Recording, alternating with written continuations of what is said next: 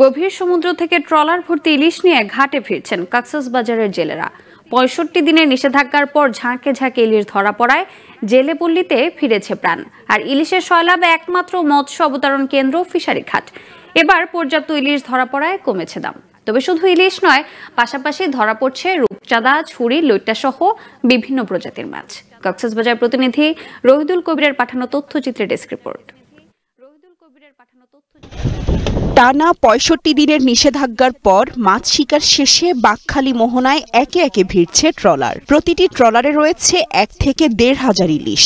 ঘাটে ভিড়তেই ঝুড়িতে করে এসব ইলিশ নেওয়া হচ্ছে মৎস্য অবতরণ কেন্দ্রে। তাই ইলিশে ভরে গেছে কক্সবাজারের একমাত্র মৎস্য অবতরণ কেন্দ্র ফিশারি ঘাট।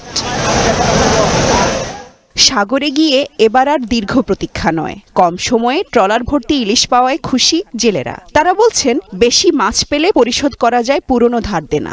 এখন সাগরে প্রচুর ইলিশ, আমরা কালকে ১,৫০০ পাইছি। আমরা সমুদ্রে গেছি, ইলিশ দেখতেছি, আমাদের এখন আনন্দের সীমানা নেই। দাওনা পাওনা যেগুলো খরচা যেগুলো পরিশোধ করতে পারি। এখন ছোট আকারের ইলিশ ৭০০ টাকা কেজি, মাঝারি ১,০০০ টাকা কেজি, আর বড় ইলিশ কেজি প্রতি বিক্রি হচ্ছে ১৩০০ থেকে ১৫০০ টাকায়। বেশি ইলিশ ধরা পড়ায় দাম কিছুটা কমেছে বলে জানান ক্রেতারা। ১০-১২ দিন আগে আসছিলাম, তখন যে দাম ছিল সেই তুলনায় এখন ইলিশ মাছের দাম কম, এবং বাজারে সরবরাহ অনেক বেশি। আগে ছিল দেখা গেছে যে ১ কেজি ওজনের একটা ইলিশ ১৮০০ থেকে ২৫০০ পর্যন্ত, এখন ১৫০০, ১৭০০। সাধ্যের মধ্যে আছে।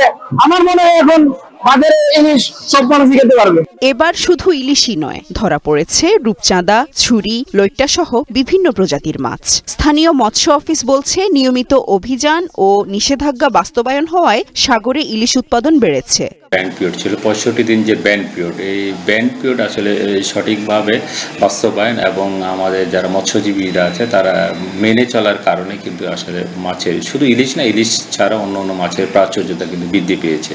বর্তমানে ইলিশের দেখা মিললেও বৈরী আবহাওয়ার কারণে সাগর থেকে ফিরে আসতে হচ্ছে অধিকাংশ ট্রলারকে। Global television news desk.